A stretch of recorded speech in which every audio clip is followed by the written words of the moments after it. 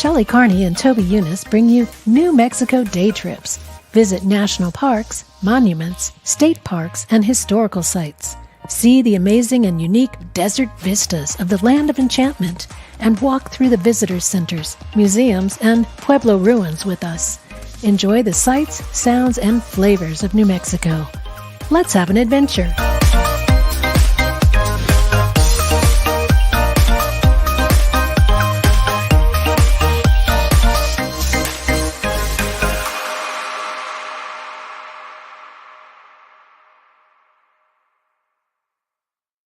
Hello and welcome to New Mexico Day Trips. I'm your host, Shelley Carney. And I'm your other host, Toby Eunice. Tonight we're celebrating because we made it over the hump and we're on the other side of 100 subscribers. Yay! Where are we? Do we have some cheering? I don't know. Hang on.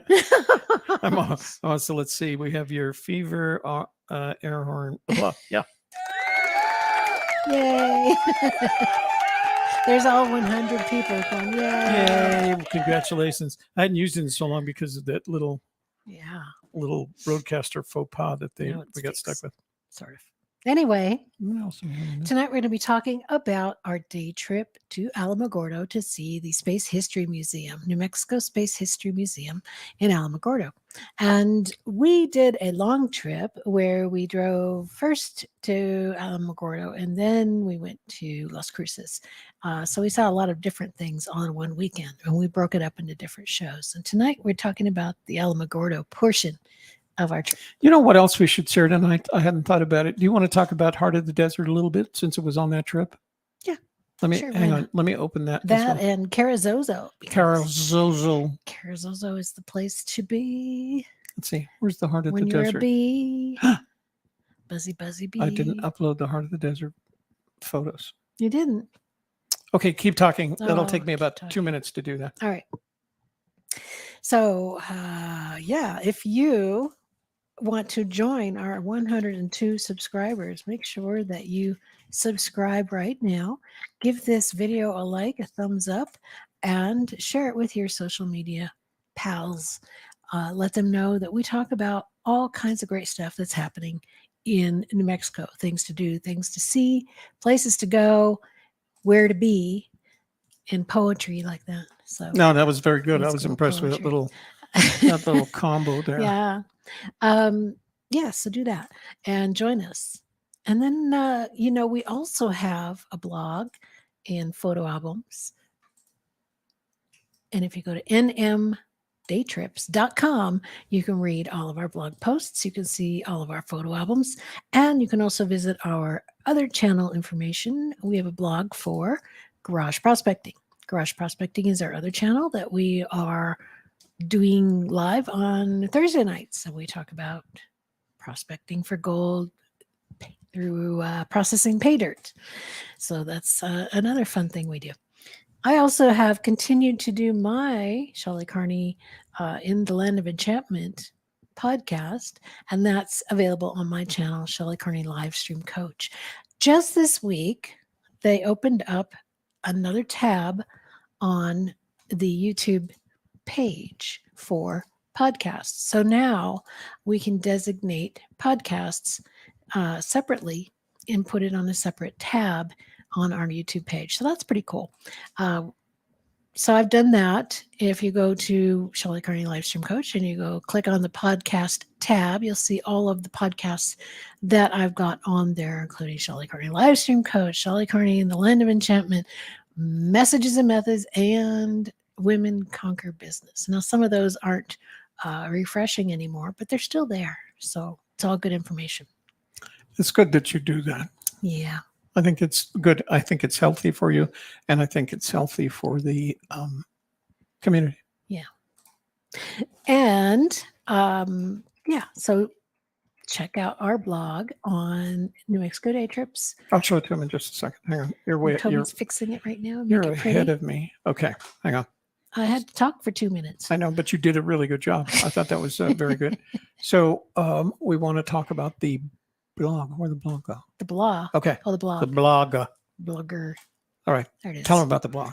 So this is our blog on New Mexico Day Trips. Under the blog, title there. Explore the Final Frontier, a day trip to the New Mexico Museum of Space History in Alamogordo, New Mexico. That's the blog for this week. We actually have 2 blog posts per week for the New Mexico Day Trips brand.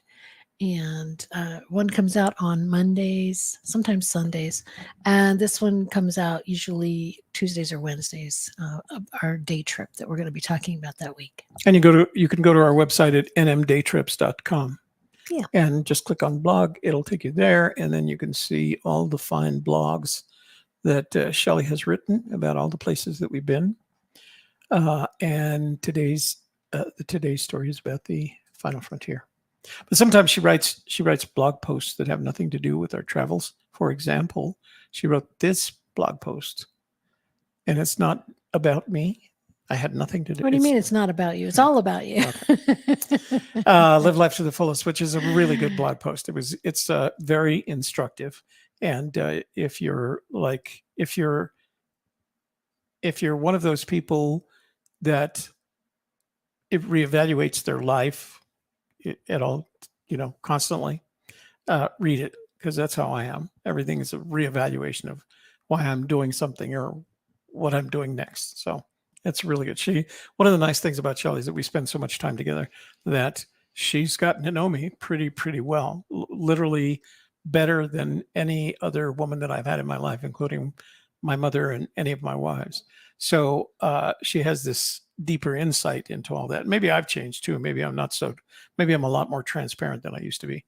But she's really good at finding those little things that are very much Toby and using them to create these lessons in blog posts that she does. I'm always impressed with what she does with. There you go. So today we're going to start by telling you the story of our trip to Let's go to Alamogordo. So the trip, as usual, starts in Bernalillo and then to Rio Rancho to pick up Shelley. I guess I don't need that right now. Just go back here. And then we head out to wherever we're going. So sometimes we head north from there. Sometimes we head south, east, or west. We've got the intersection of I-25, which runs north and south, and I-40, which runs east and west. So it's really, we're not quite in the center of the state, but we are located within a very short distance of the intersection of I-25 and I-40. So we have access to those roads to get us anywhere we want in New Mexico to start with. It makes it very easy. So it started in Bernalillo, and we ended up going through first Carrizozo and then Tularosa to Alamogordo. And Alamogordo was a kind of the day trip, because by the time we were finished that day, we still had an hour and 8-minute drive. Well, it would have been an hour and 8-minute drive, except I asked Garmin, we were planning a trip to something called the Dripping Springs Recreation Area. Yeah, but there's a visitor center there. And visitor center, right. And it's a BLM area. And we always like going to BLM areas because we can fly drones, we can dig in the sand, we can do a lot of different things. They're not as strict as Park Service or Forest Service. Anyway, so we thought, well, we know it's someplace between Alamogordo and Las Cruces. So we told Garmin, and you do Garmin. How do you do Garmin? What do you say? Hey, Garmin? That's not hey, Garmin. It's okay, Garmin. You say, okay, Garmin. And then you start this little conversation. We said, we want to go to the Dripping Springs Recreation Area. So she said, calculating, and she started doing a calculation. We thought, oh, how great. It's right between, as we get closer to Las Cruces, we'll just be able to go off a little side road, and there we are, And so we followed her instructions, and what was weird is we were going basically through plots of houses, right?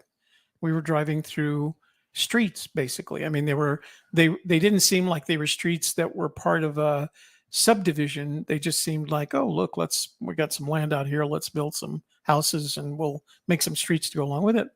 And I noticed that the streets were getting progressively smaller, narrower. Well, eventually she said, turn left on Carjack Road.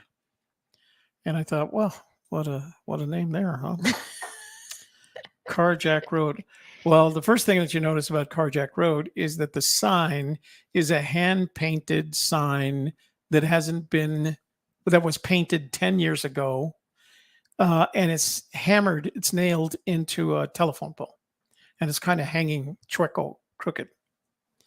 And so I thought, man, this doesn't strike me as BLM. So we get onto this road. Luckily, I've got a 4-wheel drive truck. And so we get on the road, we're driving, and I realized, well, the sand's getting pretty deep here. I better switch it into 4-wheel drive. So I did, and I have all-terrain tires on the truck. And so we're still driving. This road is literally down to one truck width in size. And we're driving, and it makes a left-hand turn. And the left-hand turn is to an even sandier road. And we go about, I'm going to say, 50 yards up that part. And she goes, arrived. Dripping Springs Recreation Area.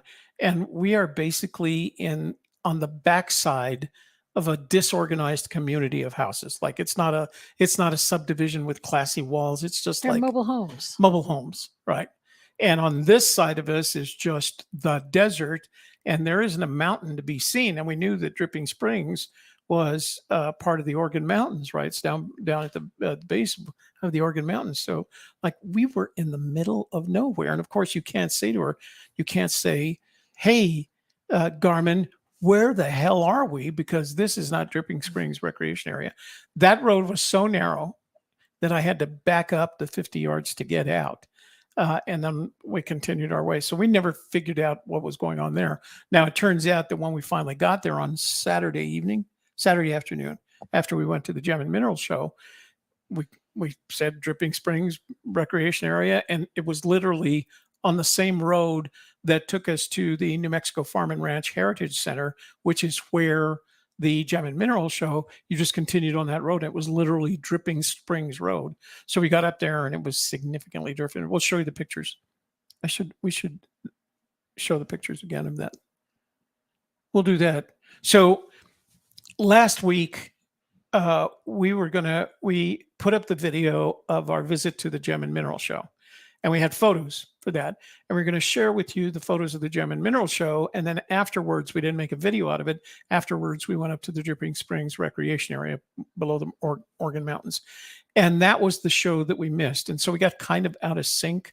So the video is up. You can watch the Gem and Mineral Show video, but we never did kind of the Toby and Shelley photo tour of the Gem and Mineral Show and the Dripping Springs area. So this afternoon, or this morning rather, I called Shelley and I said, I feel like we need to do that, but without interrupting our show flow, right? I like the idea that we have a photo tour, and you may not have noticed, but the video of the New Mexico Space History Museum is already up. You can go and watch that now if you want. We'd prefer that you didn't stay with us, but anyway, that's kind of how we've always worked it. Well, last week, because of what was the situation? Oh, because of a situation, we decided let's put up the video and we won't do the photo tour. But today I felt like that's such a good photo tour between the Gem and Mineral Show. So we're trying to decide a night within the next week. It could even be Saturday, where we go ahead and do the Gem and Mineral Show and the Dripping Springs Recreation Area photo tour, because they're up there. It's up there all by itself, and I just feel guilty about it being up there all by itself. Okay, well, so that was pull a up our lot. Comments if we have any. Yeah, let me see if we have some comments. There's no comments. Not yet. That's okay. All right. All right. So you want photos? Yeah, let's start with the photos. Well, we're going to start with. We told you that we went to Carrizozo and then we went to Tularosa, but actually we went just south of Socorro. Then you turn east and you go to Carrizozo, and then you turn south. But we also passed the rock shop there in Bingham. Don't forget, we took a picture of that too. Oh, I didn't He said, include it. "Oh, Now I you're forgot telling. that Damn one." it, I forgot that one. And while in Carrizozo, we went ahead and stopped for gas. And while I was in the, I went into the indoors to use the restroom, and then I picked up a soda, and I was going to pay for the soda. And the girl behind the counter said, "Hey, we have fresh brisket for lunch today. So I was like, oh, well, let me ask my partner if he's interested. So I paid for my drink and it went out to the truck and it told Toby they have brisket. And he's like, what? So he went inside, checked it out, and bought us a lunch to share. And we had a little picnic in the truck with our brisket and corn on the cob Okay. and sausage. Here's what's funny about that story that she just told. If she said she went out and told her partner, she just came out and she got in the truck and I had already started it because I saw her coming out. Because you were going in. You were going in to use the restroom too. Oh, okay. That's right. Because I went in first. And she said, they're going to pitch brisket at you, meaning they're going to try and sell you some brisket. And there was no indication that she actually wanted some of that brisket. So I had to do the only. Well, we had snacks in the car. I didn't figure I needed it. Mind reading trick and realized that the fact that she mentioned it is an indication that she wanted some of that. I thought maybe you might. So I knew we weren't ready for a full meal. So each of his fare. I'm going to put him up here. Oh, okay. I'm going to add him to this one here. I see. All right. Pretty fancy, huh? Yep. There it is. All right. So this is kind of, this includes not only Heart of the Desert, but no. I want to do that. There you go. Okay. So tell them about this. All right. So this is the Walking Sands rest stop that we always stop at on the way to Socorro. And or any place down south. The other side of the road, on the east side of the road. This is the one on the west side of the road. There's also one just like it, mirror image, on the east side of the road. So sometimes as we're leaving Socorro and going towards Bernalillo, we'll stop there. And I got to say this about New Mexico. They really keep their rest stops clean. They do a good job. There's always somebody there cleaning, it seems like, when we're there. Yeah. And the other thing is, I've launched, I don't know, the drone 5 or 6 times from this rest stop because it's in part of that basin that's really flat with mountains on both sides. The Rio Puerco is going through it. It doesn't have any water. We stopped there so many times that the GPS knows it's one of our stops and it just puts it on there. Yeah, exactly. Anytime we're headed south, we're going to stop at that one. It's pretty cool. Okay, so tell them about this. This is the rock and mineral shop that is in Bingham, New Mexico, and it's pretty much the only thing in Bingham. And it's, Blanchard, it's kind of between where you would turn off if you're going to the Trinity site and Carrizozo, or the Valley of Fires. Valley of Fires. Yeah, the Valley of Fires is not that far from Carrizozo. And so we decided to get out and take a photo because Toby's actually talked to the woman who owns this place, and they do run tours to a mine that's back behind here in the mountain. The Blanchard mine. Yeah, the Blanchard mine. They'll let you go back there or take you back there. Well, they'll give you the option. You can take one of the tours, one of the group tours, or you can just get your bucket, pay them. You pay by the pound as you carry it out. And it's a really good place for if you're a rock hound, because they have a lot of different. The mine is not a gold or silver mine. It's a semi-precious stone mine. So people used to find agates and amethysts and things like that in there. And they still allow you to go up and dig around in the area. It's their, what do you call it? Claim. It's their mine claim. And so they sell finished work from there. It was really funny because we saw them. Some friend had visited them and he had done a drone footage of them. And this was back in I think it was like 2012. And we saw her and we saw the guy that was shooting the drone shot, and we saw her husband, and we saw another woman. And I called her and I said, oh, we saw your drone footage from 2012. It looks like it could be updated. So when we come by, if you'd like, I'll shoot some drone footage, update the drone footage for you, and I'll give you a copy of it so you can do whatever you want with it. No charge, copyright free. And I said, if you want, we can get your husband and your friend in the shot. And she said, oh, her husband had died just recently, actually. And the friend the female friend had, what did she say about her? She wasn't really a friend anymore. Yeah, she wasn't really a friend anymore. So So she was still kind of in mourning when we talked to her. I was hoping that by now, that was probably 2, maybe 3 months ago. And I was hoping that they'd be open by now. And the shop is all mostly outdoors. The gray shop over here, this area over here, is where the big shop is. They have their living area over here that's not in the shot, but a lot of their work is out on tables out here that you can just pick up. And again, they sell it to you by the pound, which is not unusual. Then you go in the shop itself, and it has some finer samples. We're always looking for a good but inexpensive specimen of Smithsonite, and I know they have some. I just haven't seen the prices yet. So one of these days it'll be open. We didn't want it. The gate was locked, and so we didn't want to interrupt and go in. But one of these days we'll be. We go in that direction so often that I'd like to go in there. We'll be there. We're going to the opening for the Trinity site on April 1st. So, and we're going to be close to that. The other trip that we want to make is we want to make another trip, a photo and video trip to the Valley of Fires, because it deserves its own video. We've been through there a couple of times, taken a couple of photos because of the wind. Mostly, the wind was just blowing like crazy, but I'd like to go back. Windy place. Yeah, it is. So this is all in the what's referred to as the Tularosa Basin. So that was the brisket. And that was the plate and sausage. So and potato salad. Yeah. What we were doing was I was driving and Shelley was cutting little pieces of sausage and doing it, like you do with your puppy. Fetch, catch. Fetch, catch.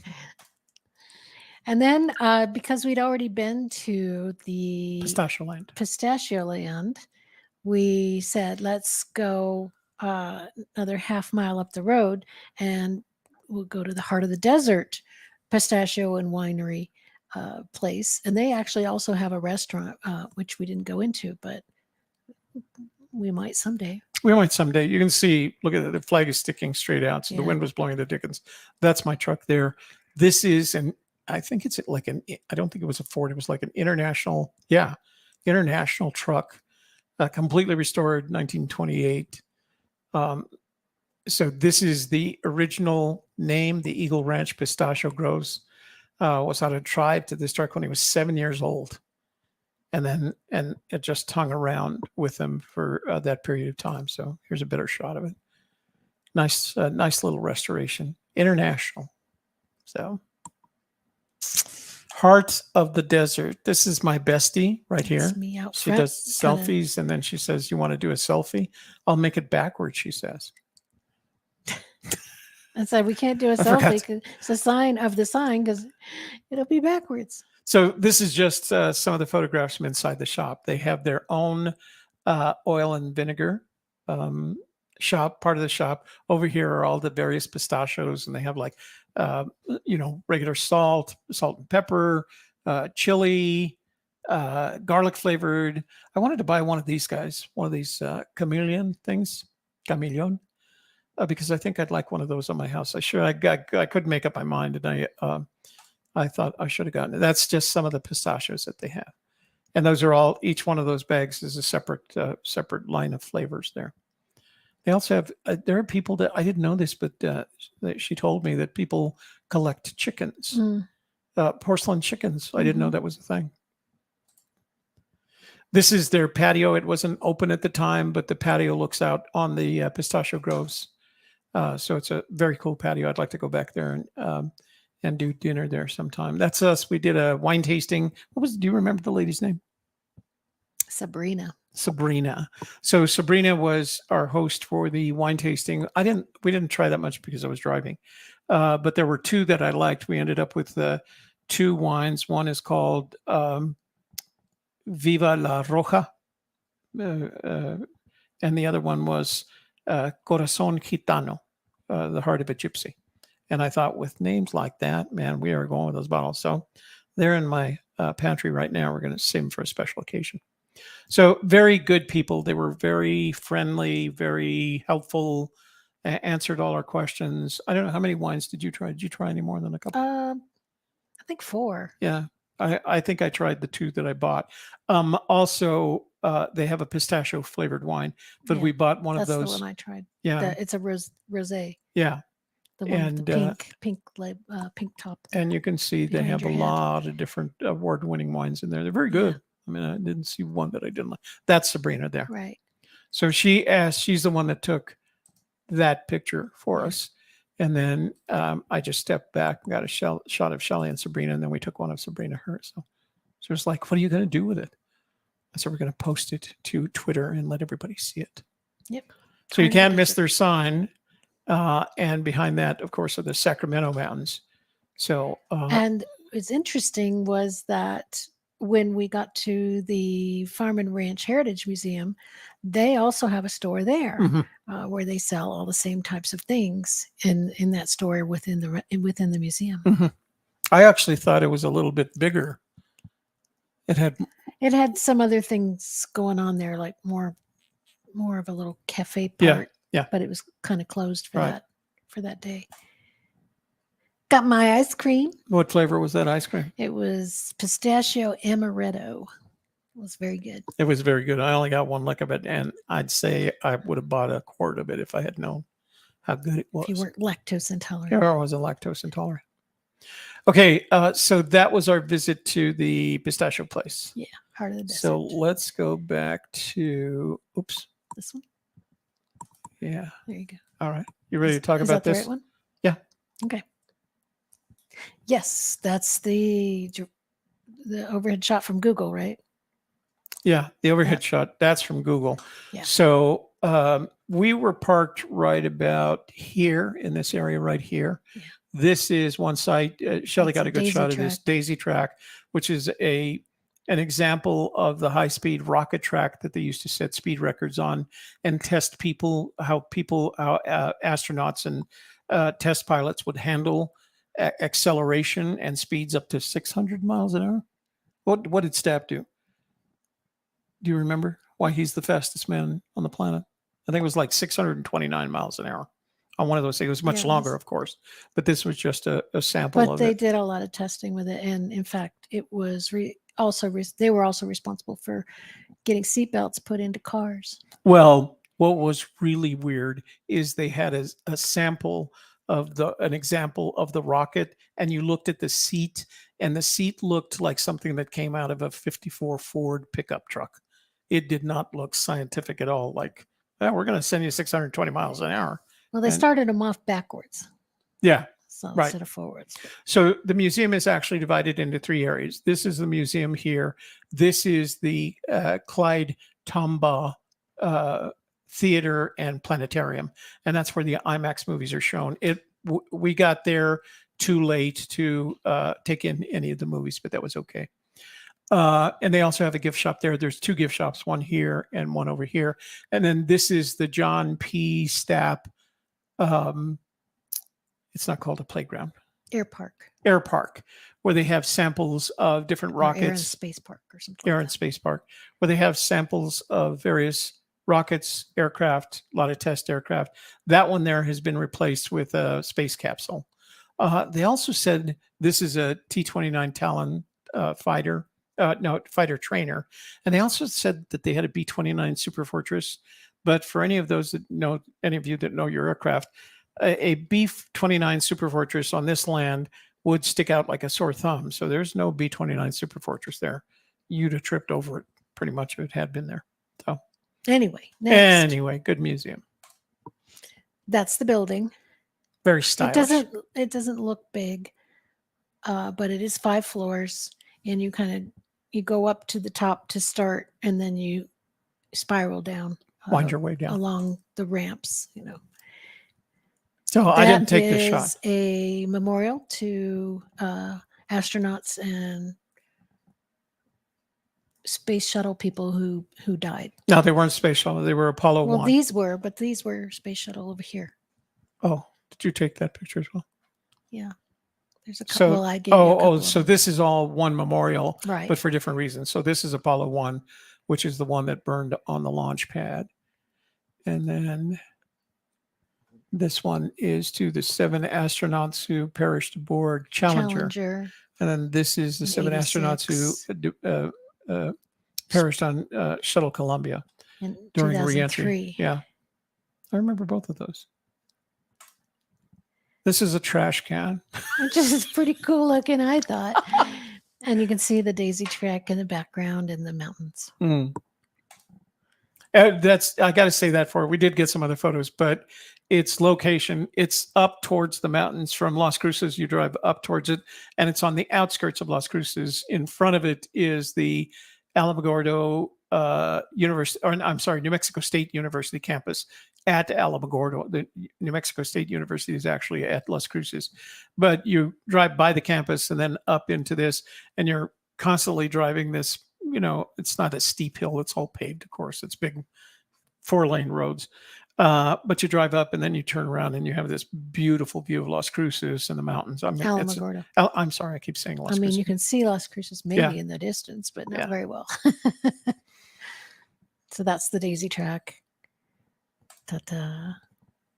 So- Just that was some outbuildings that I didn't know what they were, so I took pictures of them. There's the back of the airplane. That's not a T-29. That looks more like a starfighter, but I need to see it up close. Water break. That's how they stopped it. If you've ever seen, there are videos on YouTube of these test runs, and they're just amazing how they accelerate. They always show they have cameras on the individual, and he's got a kind of cheesy helmet on, but nothing in front of his face, and like the wind is literally blowing back the skin on his face. It's one of those things. Look up Daisy Track on YouTube. There's some pretty good video. And then they hit the water. There, look at that. And the seat that we're going to give the astronauts. Yeah, well, that was then. You saw the other seat that was on the comes track. out of a 1952 Ford. It looks like there's even a transmission hump, like they just cut it out of the Ford. Well, yeah, but maybe that's because they were designed to go fast. I don't know. And they had to add the seat headrests. Headrest.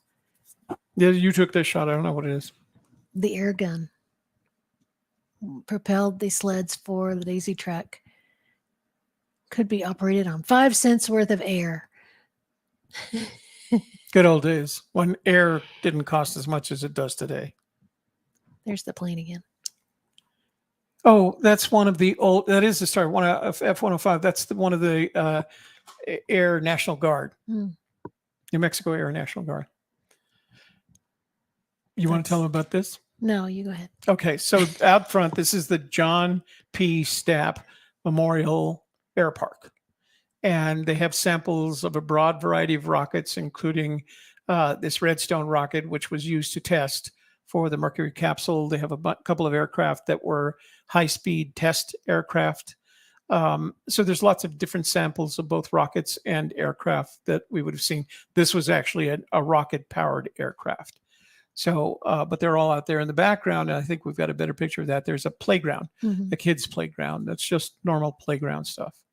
So that was the capsule that had been replaced with that. There was another not X-15. It was more like an X-19 rocket aircraft. You'll see it in the Google overhead photo, but that's been replaced with this NASA capsule here. So this is what was left after. So one of the stories that you find inside the Space Museum is the story of rocketry as it evolved from the Goddard period back in the late 1920s and early 1930s through World War II with the evolution of the V-1, V-2 rockets, and then past World War II, where the Russians and ourselves divided up all the German rocket scientists. So it was kind of a first come, first serve, and they would decide, do I want to go with the Ruskies or with the Americans? We got Werner von Braun. Werner von Braun was the primary designer behind the V-2 rocket.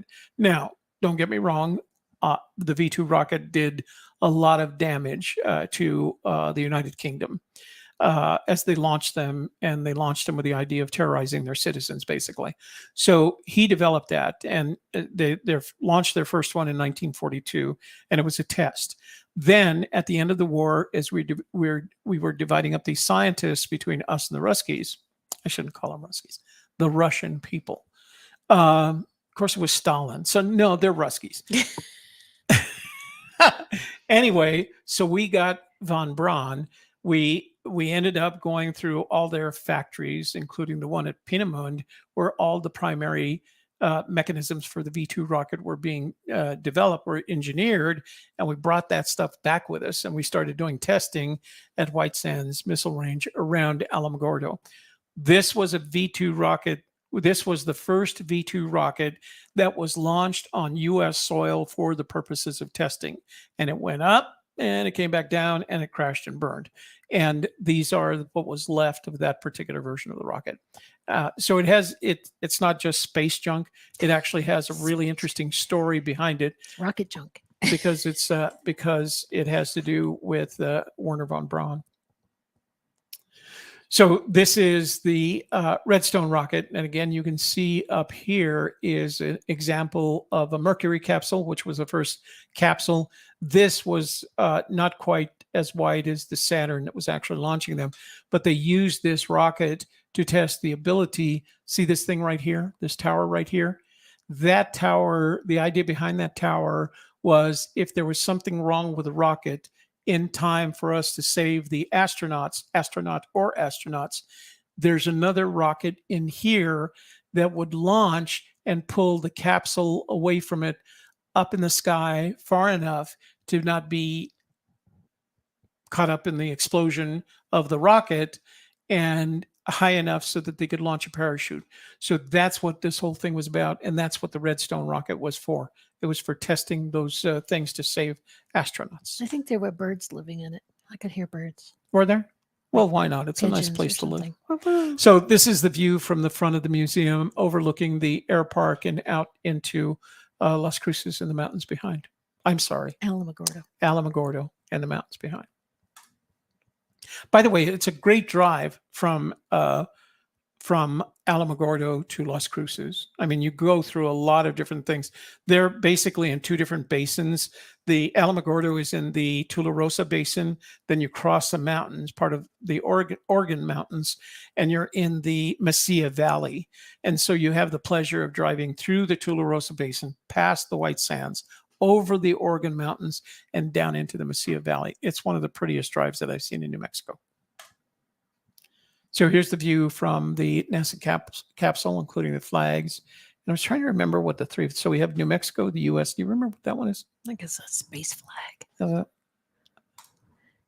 United Federation of Planets or something. I don't know. Something like that. I don't know. So this is the pilot's capsule from an F-117 Nighthawk, which is a stealth fighter.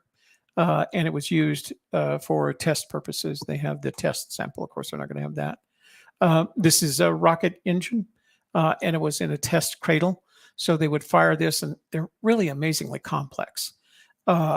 You'd think they're just lighting up some liquid oxygen and firing it off. And I don't know, trying to read all the reasoning behind all of these pieces is just amazing. And I wish I'd been around. Do you know what that is? Inside the elevator? Yeah. So you step into the elevator. As Shelley said, one of the things that they tell you is you take the elevator up to the 5th floor and then you come down. And we learned our lesson after the museum of the New Mexico Museum of Natural History and Science, where we did it backwards. But this one, right away, they told us, take the elevator to the 5th floor, and then you kind of spiral down to see all the exhibits. So it was very cool. But inside, you walk into the elevator, and on 3 walls, actually it's on all the walls except for the doors, it's this big panorama of the inside of one of the space shuttles. This is the 5th floor. Welcome to the New Mexico Museum of Space History and International Space Hall of Fame. Da, da, da. We didn't even know the Space Hall of Fame existed. So this is Colonel Stapp, the fastest man alive, which is what the air park is named for. Right. And he's the fastest man alive because he got surgeon. Because he was on the team that was testing people's response, airmen and astronauts' response to high speeds, right? And he figured eventually that he had to do this himself before he started asking other people to do it. So he did it, and eventually he got to the point where he traveled, I'm pretty sure it was 629 miles an hour, fastest man alive. From Wander, Montana. Greetings, Toby and Shelley from Montana. Thanks for sharing. I enjoy and often catch your live streams. We're glad you're here tonight. Thank you for letting us know. Bunch of patches. Patches. It's just full of patches. Well, yeah, but they have meaning because each one of those patches are represent a mission of one or the other from the earliest Mercury missions, right? And actually, there were some missions that go back to what was the name? The thing that went up after Sputnik. Explorer. So some of those go back because these patches are issued for each one of those missions, and it goes all the way to the latest. Not only the space shuttle missions, but some of the unmanned missions like trips to Mars and things like that. So you had to go down this line, and they took the highlights and put them up I there like and this show you picture of the moon with the rocket in its eye. That's from a movie. I know. Did you? Oh, you did know that? Yeah. Oh, and this book right here explains what each of the patches represents. Seeing things far away. So this is about telescopes. 2 types of telescopes. And who the people that from Copernicus on helped the telescope evolve into a useful astronomical tool. Holloman Air Force Base information. So Holloman Air Force Base is the air base that's just outside of Alamogordo and provides most of its economy. The White Sands Missile Range. This was a view out the window of the Tularosa Basin. From the 5th floor of the museum. As you're walking down the outside, so every time you're going down another level, I don't want to say forced, you to get to the next level, you've got to walk down this wall of glass. And so you have this beautiful shot. You can see we're behind the glass because of the reflections, but it's really a beautiful shot. Playground over there. What was this? I forget. I took a picture of the sign in front of it. Oh, okay. We'll look at it in just a bit. So Space Trail, this particular sign, I talk about it in the video. This particular sign represents all the businesses, government entities, contractors that have something to do with space, with producing, including like petroglyphs and stuff. Yeah, yeah.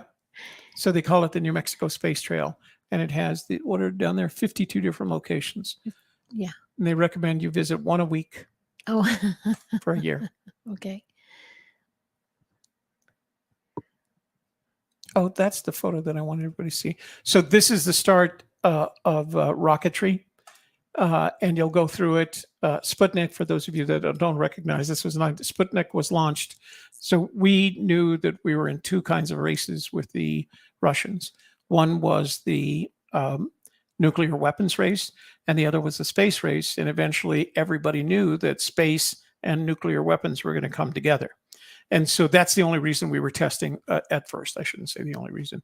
The only reason we were testing these things was eventually we knew that one or the other or both of us were going to produce ICBMs, intercontinental ballistic missiles, that would launch across the Atlantic or across the North Pole to nuke the other party before they nuked us. Eventually, we got to the point where each of us had so many of those weapons, there was I don't think it's a policy, but it was a theory of MDA or MAD, mutually assured destruction. We got to the point where if either one of us launched at the other for whatever reason, even accidental, and it almost happened 2 different times, that we each had the ability to destroy the other, whether or not we attacked first, right? So we got to a state of mutually assured destruction, which kept us from destroying each other until we got to crazies. And every once in a while, Khrushchev would holler about it. Putin mentions it every once in a while, but I don't believe anybody, there are people in Russia, like there are people in America, who would never let that happen for no reason whatsoever, just because they're crazy. Now, could we go to war with them? Absolutely, it is possible. And we still have enough weapons. We after the 1986 meeting between Reagan and Gorbachev, we both started reducing our stockpiles of nuclear weapons to the point now. There was a point at which we all had stockpiles where we could have blown each other up 10 times over. Now I think we're down to 2 or 3 times over. We still have them. They're still active and they're still ready to launch at a moment's notice. 1957, Russia launched Sputnik. It was a simple satellite with a radio signal coming out of it. It would just beep every 7 seconds. Beep, beep. And it would just travel around the world. But it was Russia letting us know they beat us into space. My uncle Edmundo, who was kind of a geek like me, had a shortwave radio, and he would pick the signal, and it went overhead every 90 minutes or so. And so he would call me. That was back in the days where you had to actually pick up the phone, landline kind of thing. And he would say, Michael, because they used my middle name, listen. And he'd put the phone next to the radio, and I would hear the beep, beep. And he did that And every, you're like, every go to bed, Uncle Mooney. every 90 minutes for 3 days. Yeah. Yeah. But he eventually gave me that radio, and that's how I got my I eventually got my ham license. So when I was, I don't know, 12. Did you get your eggs license? No, I didn't get the eggs license. Funny puns. So this is where they start having the exhibits. This exhibit was an exhibit of the size comparison. So this is a comparison of astronaut to Apollo, one of the Apollo capsules, the ones that held 3. This is an example of a human being next to a Mercury capsule along with the launch area. And then, so they just did these, and you can see they all have that tower, the safety tower that would pull Mercury off there. And then this is an example of a human. He's right there next to a Saturn rocket, which is the one that we used to launch the bigger Gemini and Apollo. This is a gargoyle. And I didn't know this, but it was a rocket that was designed during World War II. And we actually used them more than once in combat. And I had never heard that. I knew that the Russians had lots of rockets and the Germans had lots of rockets.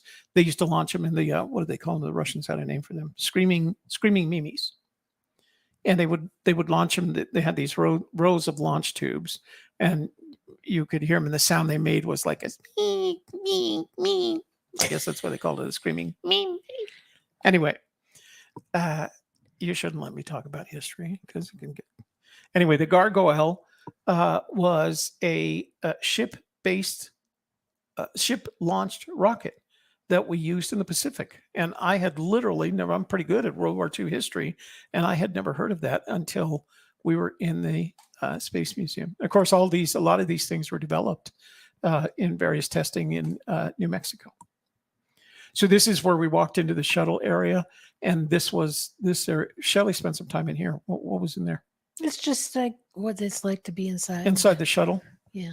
And this right here was a shuttle flight and landing simulator. And so I got in it, you'll see in the video, and I landed the shuttle without so much as a bounce. That's the inside. It was very cool. You just use that stick. They talk to you. They tell you where you're at. They tell you it's kind of cloudy, and your responsibility is to keep it on the ball and make sure you land the space shuttle without killing everybody on board. And I did. And then when I went back to take photos, I did it again. I don't know why this is in the middle, but this isn't actually the story one. This is actually the one with just all the pictures all mishmashed together. Was there a story one? Mm-hmm. What the? I mean, it's okay. It's the story of our day trip. Isn't that it? No, that's the one to rocks. Oh, here it is. Here it is. I'm sorry. There it is. Let me just not nearly as many pictures. Okay, that's what we need. But here we are. These are the chairs that the chimps used for training. Oh, by the way, chimp up into space. I didn't show you you need to remind me to do that because I know you copy them over and you make the story out of it. Sorry. It's I didn't okay. know you didn't know it. Now we know that we didn't know. This is where they did the testing of the chimps. They would feed them if they took that little rod right there and they pushed it in when this light over here would blink, they would get a present over here or over here, a little chimp munchie. So, by the way, one of the first chimps, if not the first, it was actually the first chimp to be put into a suit and launched into space. His name was Ham, not Eggs, just Ham, and he's buried out front of the museum. This is the rocket exhibit. So this is the rocket exhibit that starts with rockets in history, going back to Goddard, and by the time you're through it, you're at gyroscopic navigation systems, and they start with something that looks like a dinosaur baseball, for lack of a better way to describe it, about that big. And I think I did get a picture. I don't know whether you included it in here. That's one of the midline models, and then they got to be this size and very electronic. And the responsibility for that machine, and as you look into it, you can't see it through the glass. It's very complex, but its responsibility is to maintain stability of the craft, of the rocket. So the minute that thing starts doing stuff that it's not supposed to be doing, that gyroscope will tell you. And then you'll have a choice of whether to destroy it or not. But the idea is any move that's made is immediately, literally by the speed of electronics, which is effectively the speed of light, that tells you whether or not you're still stable, or at least stable in the context of what you're trying to do with the aircraft. So pretty amazing stuff. There's the spacesuits from the different missions. There's the moon rock. Tell them about that moon rock.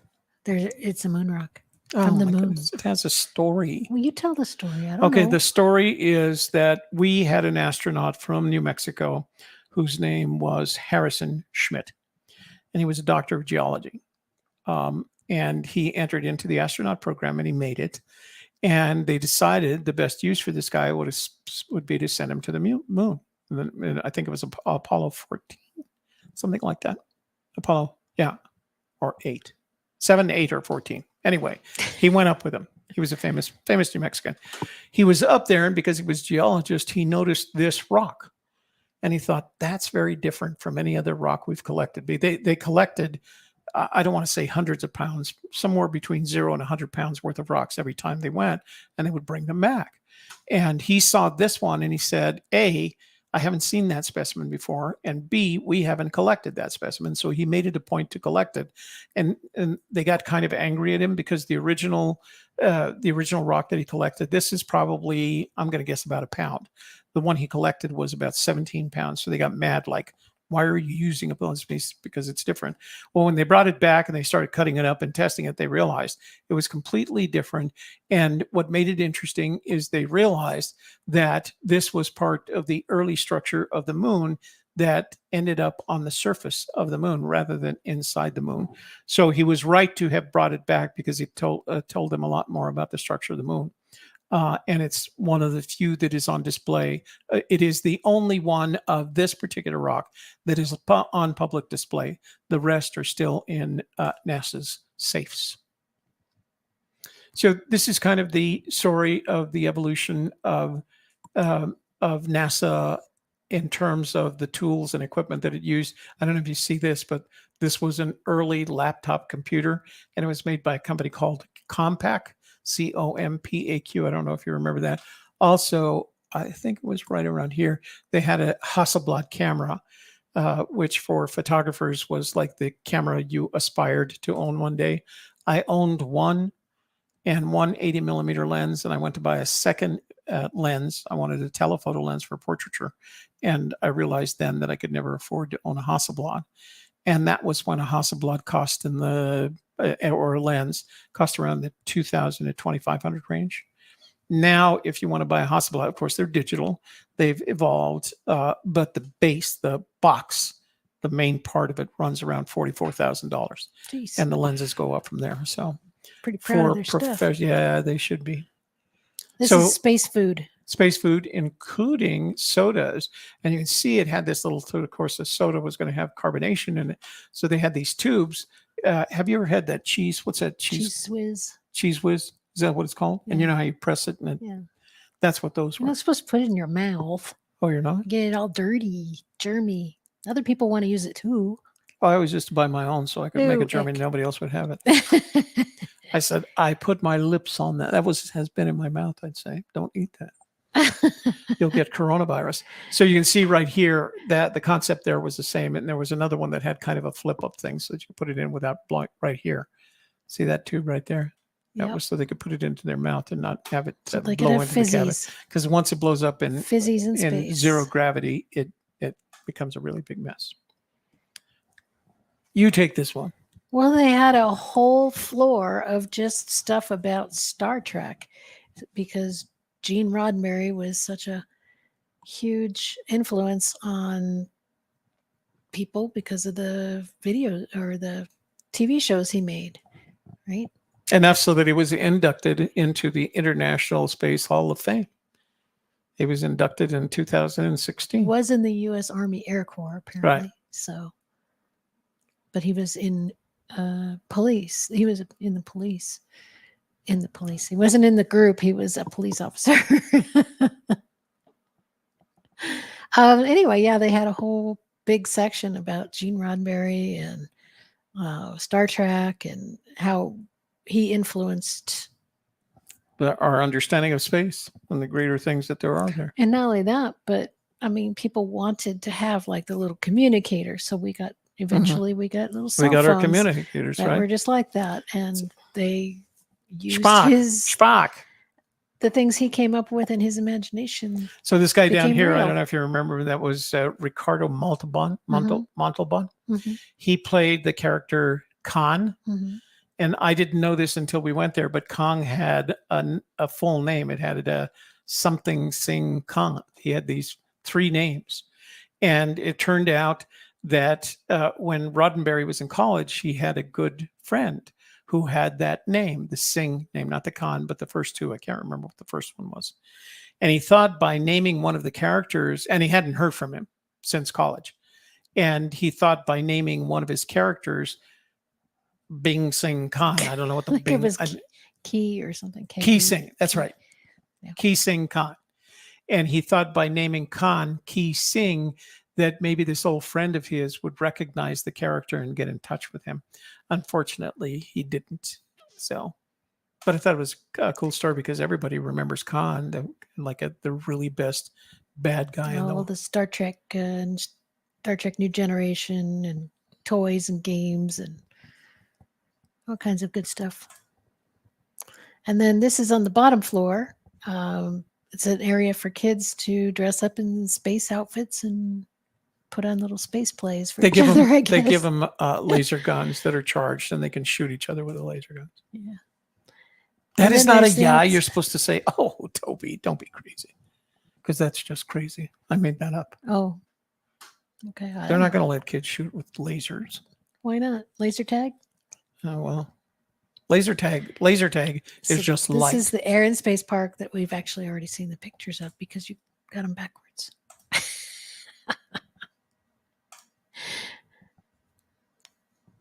Because you put them in. Oh, I see. Okay. I put them at the end and you had them at the front. So we already seen these. Keep going. We're almost to the end. Here's the Mercury capsule. So you can climb up the stairs and look inside. You can even get inside if you wanted to. There's a trail right there by the parking lot called Indian Wells Trail. And you can go up into the hills if you want on that trail. Okay. That's it. Yep. Sorry, I didn't realize you had actually made a second folder. You told me to. I know I told you to. I just didn't remember. So All we right. want to go back to the beginning and see if we missed any. I started them. Oh, I see what you're saying. Because you changed over to a different album halfway through. Jetman. Go to the top. See if we missed anything. I don't think we did. No. No, that's That's where we my started. shot of the location. That's the elevator. Yeah, So now I think you we're got good. them all. We got Okay, 'em all. we got them. So that's our story. And we're sticking to it. Again, we got there kind of late in the day, so we didn't get to go to the planetarium or see any of the films, but they do have that going on. You can buy a ticket that includes that as a package, and that's probably the best way to go if you want to do all of it. So plan ahead, get there early, and all of the information is on their website, which I put the link in the blog, and we'll put it in the description box as well for this video. Go to their website and plan the day, because you want, if there's films you want to see. There's one about the Apollo Dinosaurs. There's a and there's dinosaur one about one, dinosaurs and there's about in the Antarctica. right, and the Apollo. And Apollo was the program that got us to the moon and back. Yeah, the first steps on the moon or something like that. And then there's a planetarium show, which is led by one of the educators there at the site. So they have those times and prices on their website. So check that out if you want to go to the museum. Plan ahead for it. And like I mentioned, the New Mexico State University at Alamogordo campus is up there, and that's where their space sciences program is. So they're kind of tied together. Several of the people that we met working there were actually students from New Mexico State University. They were very nice. I get into New Mexico museums because I'm a disabled veteran, and this guy's the guy. I asked for the prices. Shelley has to pay an adult because she's not a senior citizen yet, still a babe. And so I told the guy one disabled veteran and one adult, and he said, "Go in free." Got a comment. Let's see. Good stuff. Thanks for the tour, and greetings from Cave Creek, Arizona. All right. Hey, IR Impossible. You got any gold prospecting in your area? We'll go visit you. So I did manage to get the banner up. I'll point out now, if you need to reach out to us, use the information on the banner to reach out to us. You can do that. So after we spent the day getting down there and going through the museum, then, like Toby said, we decided we wanted to go see Dripping Springs on the way into Las Cruces, and we got off track because Garmin took us in the wrong direction. So we ended up just going to the hotel, getting checked in, and then we went to dinner at Lorenzo's, and we had some pasta that night. That was good. Yeah. Toby got spaghetti fix. I was craving spaghetti. The next night we were going to go to Lacombe. And that's the restaurant that we went to when we were in Alamogordo. And we were going there because we'd got a couple of their bottles of wine. And we thought, let's go to the Cruces one. The food was great. And the fact that they sold all their wines there made it even more fun. But we called for reservations, and they said they were booked through the night. And we were going to be gone the next day. So we ended up going to Texas Roadhouse, and we used the old getting on their wait list, using your phone app to get on their wait list. And that I'm going to strongly recommend, if you're a big fan of Texas Roadhouse but hate the lines, use that baby, because that told us when we were going to what time we had to be there.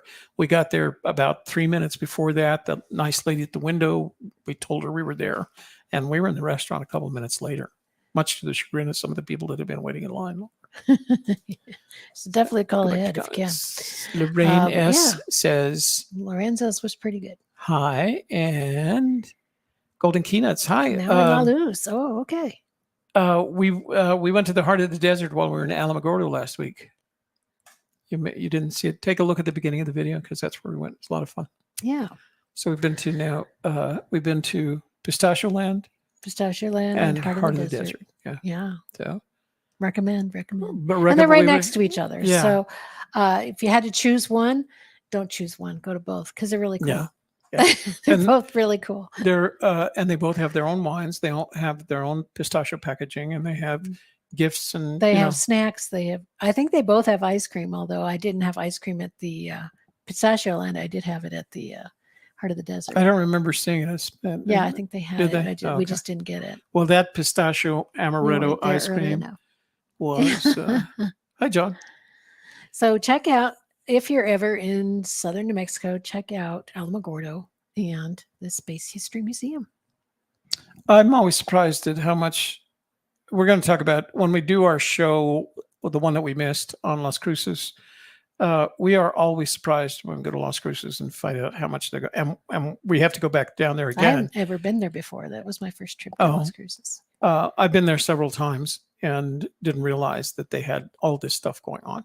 So we're going to fit that video. What did you say? Somebody was at dinner at Lorenzo's and you were overhearing him tell the woman that Las Cruces is like what Rio Rancho would be if it was not so close to Albuquerque, if it was 40 miles away from Albuquerque or something. Yeah, that was kind of it. I mean, the comment was a way to compare what Las Cruces was, and it's very, Rio Rancho was Intel, very. Yeah, Rio Rancho is so close to Albuquerque and the mall in Albuquerque that Rio Rancho just really doesn't have much in the way of restaurants or entertainment because people would just drive down the hill to the mall area in Albuquerque. I think that was his point, is that Las Cruces has all those things because they don't have an Albuquerque right next to them. So it's ranked. So here's how it goes. Our rank in cities, number 1 is Albuquerque with a population of 562,000. Las Cruces is number 2 at 109,000. Rio Rancho, where Shelley lives, is 102,000, number 3. And number 4 is Santa Fe, 86,000. So, and that's not much bigger. When I was there, Santa Fe was around 50,000. And that's because it's natural resources. It doesn't have much of a resource. And then it's surrounded by an ancient volcanic caldera. So it's surrounded by what look like hills, but they're really part of the mouth of this caldera. So you can order wine from Heart of the Desert to be delivered to your home. We might do that. Well, we actually picked up a couple of bottles. We got the Viva Red, Viva la Roja, and the Corazon Gitano. Yeah. But Heart of the Gypsy. It says Pistachio Rose is one of my favorites. It's pretty good, but what was the flavor that you don't like? Oh, the aftertaste? Yeah. Now I don't remember it. We talked about it and I got it. It was something that you just said you wouldn't like. Yeah. No, we didn't get it. No, I'm saying that's why we decided not to get it for that reason. Right. Because there's a flavor you didn't care for. What was it? There was a little bit of an aftertaste. I don't remember now. But it was a flavor that you weren't fond of, so we didn't get it. So like I said, we ended up with the Viva la Roja and Corazon Gitano, which I thought were very appropriate names for New Mexico, honestly. Yeah. Okay, guys, I think that's it for tonight. Let me make sure. I'm going to turn the banner on. Prune? Whoops, wait, what? I don't know. Prune something. Prune de Rote. I think that's John Miller making up stuff. No, it wasn't prunes. Is that nutty flavor? Nutty flavor. I think he's still talking about the pistachio rose. The nutty flavor. I don't know. There was something about it. I remember thinking about it. We had purchased the pistachio wine at. No, we didn't. We got the pomegranate wine. Oh, pomegranate. That's right. Yeah. So we still have. Have we opened that bottle? Yeah, we drank that for Christmas, I think. Oh, okay. All right. Yeah. All right, guys. So we had a good time. We'll probably do a show before next Wednesday on the Gem and Mineral Show. You saw the video. But we have some photos and we have some, we want to share those with you. Dripping Springs and photos. Also we have the photos from Dripping Springs. Yeah. So have you gone through the photos of the Gem Mineral Show and turned them into our story of? I don't remember. Okay. I may have. Take a look at that and see if you have. But we'll do that sometime, some night. It might be a surprise for both of us, some night before next Thursday. And then we've got enough shows in the can for a couple of weeks worth of stuff. Let me see. What would be the next one? The next one? Yeah. Are we doing the museum, the Heritage Museum? Oh, the Heritage Museum. Yeah. Yeah, we are doing the Heritage Museum. The Farm and Ranch, New Mexico Farm and Ranch Heritage Museum. So that's next week. And then the week after that is going to be the Albuquerque Gem and Mineral Show. So somewhere in there we'll do the photo tour of the Las Cruces, the museum rocks. Gem and Mineral Show because we had a lot of fun there. We met some good people. We actually met a Fenn treasure hunter and daughter there, and he remembered us. Of course, I shouldn't say of course, because we're so but he memorable. remembered us and spoke of us fondly. So, what? There's more comments. Oh. Not looking at them. Where have you been tonight, Lorraine? So do that, but also the video went live at the video from this went live at 7:00, and you'll get to see me wearing my hat cam. We're having a For maybe debate the over only that. time he's ever going to wear it. No, I like what it I produces. We have you go see. I'll tell you what. told you. Go see this video Go see this video. and tell me. And you tell him if you like the hat. Yeah, cam. if you like the hat cam, I would appreciate hearing of it. He's busy with grandchildren. Ah. What a terrible excuse. Grandchildren. Just put them in a bed. Oh, says the Dunk them in the bathtub. Poppy who can't get enough of his grandkids. Yeah, true. All right. Say your good nights. Thank you for joining us tonight, and we hope you enjoyed the photo tour of the Space Museum. And we'll be back again next week with more day trips around New Mexico. Yeah, we'll do Heritage Museum on Wednesday, but sometime between now and Wednesday, we'll do the Gem and Mineral Show and Dripping Springs. So because they deserve kind of their own thing. We'll see you then. All right. Thanks for watching. We'll be back guys. tomorrow for gold prospecting. Oh yeah, join us tomorrow at 7:00 for garage prospecting. It is. What I've done is I had tailings from 3 different pay dirt packages, and tomorrow I'm going to mix them all together and process them as if they were once. See if there's any more gold in there that I missed. What? Why would you mix them together? I haven't yet. I knew I was going to get pushback on this from somebody. I thought it was going to be one of the audience. Coulter, yeah. Yeah. Don't Coulter's do that. Coulter, that's going to drive Coulter crazy. But I started thinking about how much time it would require to process 3 separately? different. Yeah. Wow. Yeah. So I'm just going to mix them all up. More comments again. Yeah. Coulter's going to have a fit if he sees that. Let's see. Let's see. Yay, more day trips. IR Impossible. Thanks again. If you're ever in Cave Creek, we'll come by and visit. How far is it from where's your grandma? I mean your mom? She's in Sun Lakes. Sun Lakes and Chandler. Are they in Sun Lakes right now? Did they make that? No. Where's the place up in the mountains? Well, that's up north. That's Cave Creek's kind of in between. Oh, okay. All right. And yay, more day trips. Hey, we're not going to quit. We're going to keep doing day trips. We like them too much. We're having too much fun with them.